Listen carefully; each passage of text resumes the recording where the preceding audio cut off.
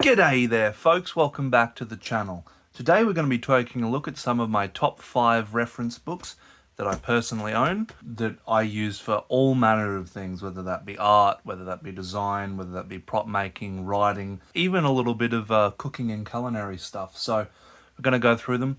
One of the things of these is all of them are at least in some way vintage. Some of them are replications and facsimile reproductions of older books. So they're a very valuable resource because you don't have to worry about hurting them as you're flipping through them. Others are collections of information from years and years, and others are the real deal. So we're going to go through that today, and I hope you enjoy, and I hope that you get something out of seeing what inspires me, what I find interesting. So let's begin. The first book we're taking a look at today is Mrs. Beaton's Everyday Cookery and Housekeeping book. Now this is a facsimile reproduction, in a very, very lovely red binding underneath the dust jacket there. Now this, whenever I'm looking at wanting to get into doing any type of food, any type of cooking, any type of meal prepping and stuff like that, or just trying to find flavors that I haven't really experienced before, this is great. And also got these beautiful advertisings from the time and the end papers as well. Now, the whole first part of the book is a section on how to run a house, things that you should do. It's a bit replete with some of the mentalities from the era, but what is the real kicker of this is, after all the lovely things of housekeeping, is we start to take a look at some of the recipes. Now this is done entirely, how would you say, alphabetically. It's all the way through. We've got information on how to set the table, how you might have everything else all set up so that it looks all nice. But it is full of beautiful, beautiful, beautiful recipes.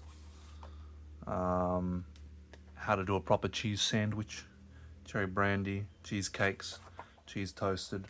One of my favorites from here, I don't know if I've got it set anywhere, but is a, might be in the pudding section. I think it's in the pudding section. But also these beautiful illustrations here as well. Let's zoom in on them. Beautiful. Different pie molds. But we'll slip through to paste-based pheasant pork. Ptarmigan. Pudding. Pudding.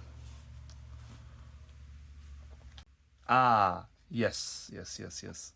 So the the bachelor's pudding here is a beautiful recipe. 4 ounces of grated bread, 4 ounces of currants, 4 ounces of apples, sugar, 3 eggs, 3 drops of essence of lemon, a little grated nutmeg, and then you park or mince the apples, add it all together, beat them up, put the pudding into a buttered basin, tie it down with cloth, and boil for 3 hours. So a lot of these things can be adjusted and twisted and changed for, especially if you're taking a look at doing a lot of folks don't do boiled puddings anymore, and you can do a lot of these in a similar way, following the same ingredients. Try baking them, try frying them, boiling, searing, anything. That's a really good process. So this, and especially if you're doing any form of writing and you're setting it within a certain time period, you can look up and you can find recipes from that time, and you can see what other people were eating. Now, I think that's it for this. It's a beautiful little book, and I've probably cooked almost 20 recipes from here. Things from your sort of apple tarts all the way through to your roasts and your baking and all that sort of stuff. So that is Miss Beaton's Everyday Cookery and Housekeeping book. So that's a very good resource for if you're trying to do some cooking, try some new things, try some new flavors or some old flavors, and if you want something to play around with when you're writing. So, our next. This is a proper antique, recently bought. Home Carpentry for Handymen, right? So, this is an illustrated edition from 1895, and a beautiful, beautiful, you know, been seen better days. But the thing in this is the amount of detail that's put into all of these individual illustrations, talking about how things were made, how you go about assembling things, what the different names are for certain pieces.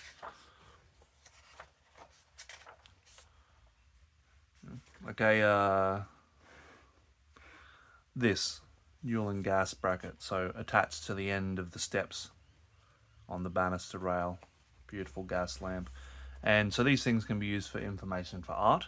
They can be used for if you're actually going around and building anything, like to emulate gas lamps in terms of props and stuff, or even if you just want to add a little bit of pizzazz to any sort of home DIY projects. Instead of, you know, all of these things are expecting that you don't have power tools, that you don't have access to cheap and easily available plywood and all that sort of stuff. So they will talk about the methods of doing these things with only hand tools, and occasionally they'll talk about how to make your own hand tools and all those sorts of things. This is something that I'm going to be using in the future as I go through and talk about, you know, and actually go about the process of making some of my own furniture, such as workbenches or shelvings, or at some point I'd like to get a bit of a backdrop so that I can do some sort of multiple camera angles in these videos. And to do that, you know, I want the opportunity to actually make a video about that process and get other people interested. So beautiful, beautiful, beautiful book, and full of really, really, really lovely illustrations, different things, you know, like home projects as well. If you are starting up a little end of the garden kind of cottage industry or whatever, like, beautiful rustic carpentry for the porch. So another beautiful book, very, very useful in terms of finding things to draw and to bring that into your artistic practice, but also super, super lovely if you ever actually get the chance to go and build some things. These sorts of lovely old books give you a lot more. There's a lot more focus on doing something beautiful than I think there is in some, and this is some, modern books on the practice. So, the next one, which has been seen on TikTok, is my facsimile edition of the 1911 Lassiter's mail order catalogue. Now again, some beautiful, beautiful ads at the start. Now this whole book is just a marvel. Like, you know, internet internet shopping from the days before that was a thing. Everything from clothing, everything from, you know, house furnishings, canary baths and furnishings, coffee machines and stuff. And these sorts of things are things I use all the time in my art and trying to get inspiration. So I think we showed the other day is that this little alchemical device here is based a little on these coffee burners. I think I drew another version of this Neparian sort of coffee machine just to really test out that sort of angles, get those designs down. So a beautiful resource. It gives you an idea of what people had in their homes, what people are looking for, what people could wear. And even if you're doing something like fantasy where you're not necessarily trying to emulate perfectly, say, an Edwardian style or something like that, it gives you an idea of construction of chairs, what elements might be in a dressing room, how to describe or work through things that might be in an everyday sort of situation, the glassware, the decanters, saddles, carriages. And it's just a lovely thing to have, to go through and see all these things that people once owned, once bought, once engaged with. So definitely something I'm very glad to have, and something that often gets pulled out whenever I'm trying to draw something, whether it's architectural or draw a room scene or do a character up, instead of just going for the standard, oh cool, it's a person in a tunic polishing a tankard. Like, you can really get down into the nitty gritties of like What do the doilies on the tables look like? You know, is there any mechanical machinery in the backyard or the background of the scene? All that sort of stuff, different lamps. So a beautiful, beautiful resource. A lot of these books as well, something to mention, can be found online.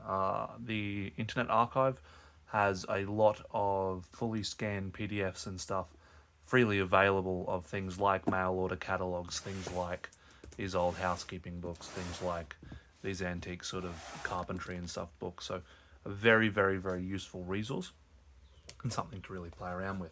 Now, this next one is, I think, as well. I actually have to take a look at this. It's definitely an older book, but if you see that, English Furniture, Decoration, Woodwork, and Applied Arts. Now this, to my knowledge, I think is a facsimile. Yeah, I'm pretty sure it's a facsimile edition. But this entire book is completely full of architectural and interior designs to an alarming degree of detail. So pages and pages full of chairs with all of the intricates, exactly how the legs work, ornaments, doors, not even necessarily layouts, but sort of furniture and furnishings of just an extremely opulent sort of style, your classical architecture and those sorts of things. It's very funny. I'm not sure whether this was any amount of, this may have been sort of the thing that was kept in an architectural firm or office or something like that, because there are a lot of these things which are circled. So I'd say that someone's gone through this book and gone, oh, yep, that one and that one and that one. But just urns and vases and pediments, and just to an insane degree, all of these details and designs, some drawings, some lovely drawings of places decked out in some of these designs, clocks. So again, in a similar form to the mail order catalogue, a book like this is just a remarkable resource when it comes to drawing things and trying to step outside the norm and present something that really hasn't been seen before. Because I feel like a lot of times in whether it's fantasy, whether it's prop design, filming, all that sort of stuff, and you obviously don't want to go to certain lengths. There's a certain point that if I was trying to describe every single floral twist and turn of this ceiling ornament, you would stop reading. But it just gives a separate idea, a separate style. It means that you don't get as bogged down in cliches. Cliches is perhaps the word. But when you think about an era, and say it's the Victorian era, and it's all top hats and dark clothings and overcoats and stuff like that, you sort of might ignore some of the details from the era, what things could look like. And even you get some of these really quite early, it's good for historical access to take a look at some of the really early steps into things like slightly more modern designs, slightly more simplistic, minimalistic designs, and just a wonderful resource. And again, I'm not entirely sure on the date of production on this one, but still a lovely book. So that's one of my favorite resources for doing any form of interior design or looking at furniture and stuff. Now, the last book that we have here today is this. Now, this is again a sort of a collection, a facsimile reprint. This is from the Moreton Bay Courier to the Courier Mail. Now, this is a printing of almost a sort of a paper a year from all of the very early. Take a look at that.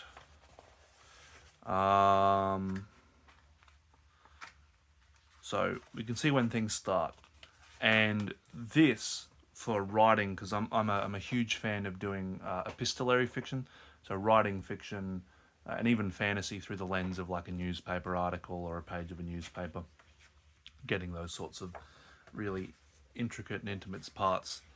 Now, obviously, being a representation of things in the olden days, there is quite often quite unsavory things written down, but my biggest interest in these often come down to things like this shipping intelligence.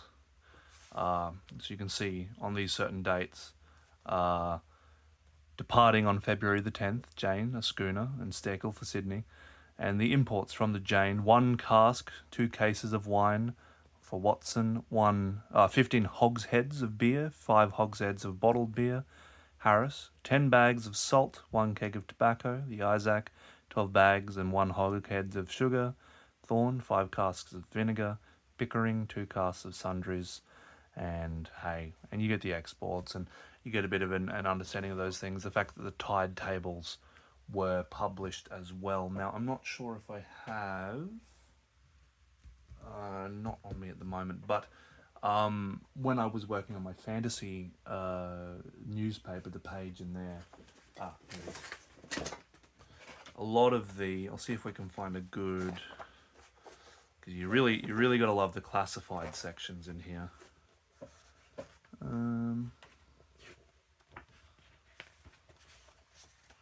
You get these big parts of and just the supreme density of text in these things is quite amazing.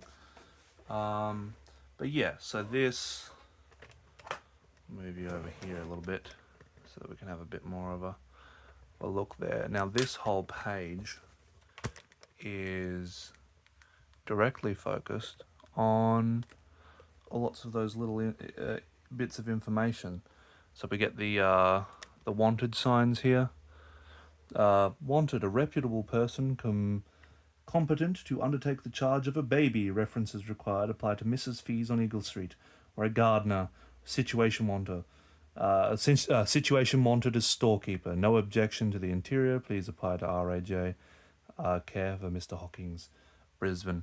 And so lots of these little pieces to let, brick cottage, and then these large panels of information on what is being sold by certain companies. So when I made this, that's something that I tried to do, is really get into those. So here we have this section here, and that's sort of that wider section with some heating and cooling plates, all with variable controls, perfect for cookery or in addition to house plumbing, available in stone, cast iron and brass, and all of these sorts of things. Wanted housing for 2 young women, proximity to the Gagnon College of Arts, bonus, answers to AJ Waterley at Downs. So finding these traditional methods to look at stuff like formatting, because, you know, if we can see down here, all of these, the large W, the in caps, and then the rest in normal, and then separated by these things, that I tried to emulate with these sorts of, with these bits. So yeah, like, and taking a look at these, even though a lot of these books, especially taking a look at how the newspapers were in old times, can have quite a bit of a worry to them, as they often represent quite, you know, out of date sort of concepts and thought patterns that we really wouldn't be comfortable with today. However, what is often quite interesting to see within these old books is you'll see wanted to let, a room for 2 young respectable gentlemen, you know, protesters again lined up outside the town hall to protest against the mistreatment of the Indigenous folks. And we get a side of the story of the folks who may have been living under the radar, queer folks in history, or folks who were also disappointed and disgusted by the treatment of different groups of people by the majority. and finding that information, finding those stories of the folks who were doing what we would now consider, you know, the right thing, or that we would now consider not strange, but that was considered quite a shake up to the status quo back in the day. These books are a really, really, really perfect way to get an idea of that. Obviously, if you've got access to the whole newspapers, you can get a little bit more information. You can really look into things, but these are a really good start to just give you an idea of how sensibilities and sensitivities have changed, what's being sold, what's being advertised, what people are looking for over the whole slew of time of a certain area as well. So there we are. That's 5 books that I find to be invaluable resources to any of my creative procedures. So Mrs. Beaton's home and cookery book, for any type of food you'd like to try, the home carpentry for handymen, for anything you want to build, and also how to make tools and looking at some different types of tools. Australia in the Good Old Days, that 1911 Lassiter's mail order catalogue for just the typical things that would have been in any house during that time. The English furniture decorations, woodworking and allied arts book for just some wonderful, wonderful looks at all of the amazing and varied objects that might be found in a house. And of course, this book that we've got here, the Moreton Bay Courier to the Courier Mail, Through the Ages, which is a lovely look at all different types of political and advertising and things throughout the ages in the form of newspapers. So I may do some more of these in the future. If any of you have recommendations for books that you have found interesting that you would like to see, or that you would like me to take a look at and do stuff from, if there's anything further that you'd like to me to discuss in relation to these books, or if you would like to have future videos where I go through and I try, you know, making or finding or designing things using the information from these books, they'll be brought up again so that you can see where I'm getting my information from and in my inspiration, and where you guys can get yours. So thank you very much for watching. Please leave a comment below if you liked the video.